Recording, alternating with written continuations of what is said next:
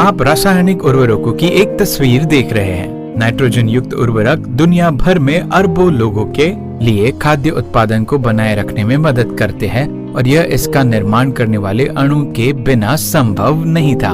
वह है अमोनिया।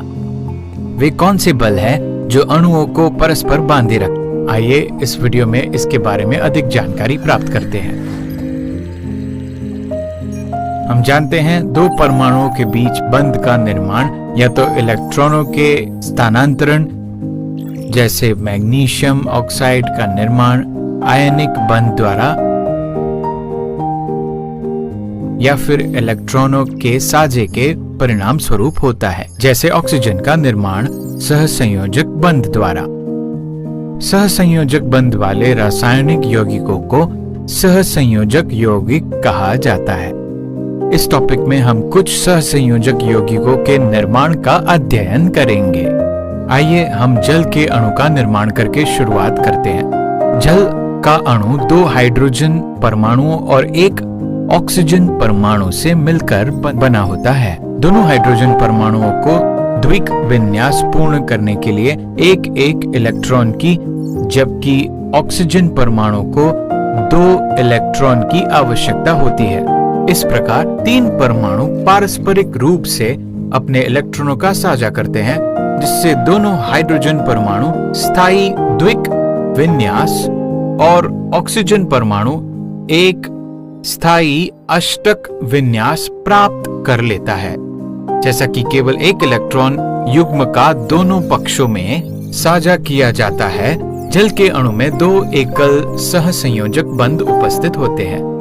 इसके बाद हम अमोनिया के एक अणु का निर्माण करेंगे, जिसमें एक नाइट्रोजन और 3 हाइड्रोजन परमाणु होते हैं। इनमें से प्रत्येक परमाणु को स्थायित्व प्राप्त करने के लिए अधिक इलेक्ट्रॉनों की आवश्यकता है।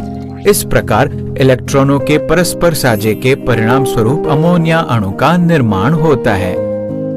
यहाँ फिर से परमाणुओं के बीच 3 एकल सहसंयोजक बंधों का निर्माण होता है।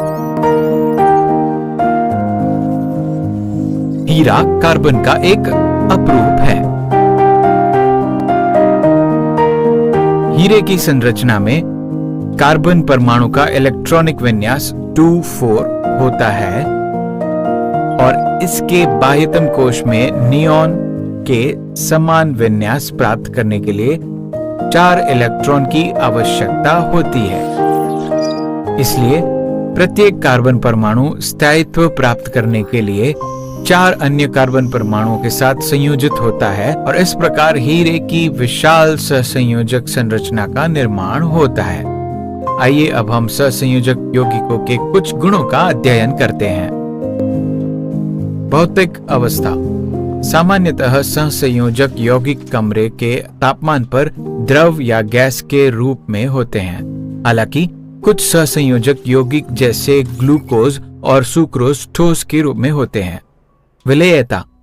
ध्रुवीय सहसंयोजक यौगिक जल में घुलनशील होते हैं, जैसे अमोनिया जिसमें आंशिक धनात्मक और आंशिक ऋणात्मक आवेश होते हैं।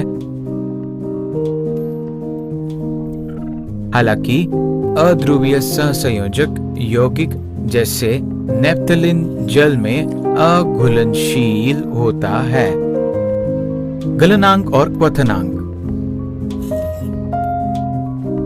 जल जैसे सहसंयोजक यौगिकों के अणु प्रबल बंध वाले आयनिक यौगिकों की तुलना में अपेक्षाकृत दुर्बल बंधों द्वारा बंधित होते हैं, जैसे सोडियम क्लोराइड। इसलिए सहसंयोजक यौगिकों के गलनांक और क्वथनांक कम होते हैं, क्योंकि इन दुर्बल बलों को पराभूत करने के लिए कम ऊर्जा की आवश्यकता होती है।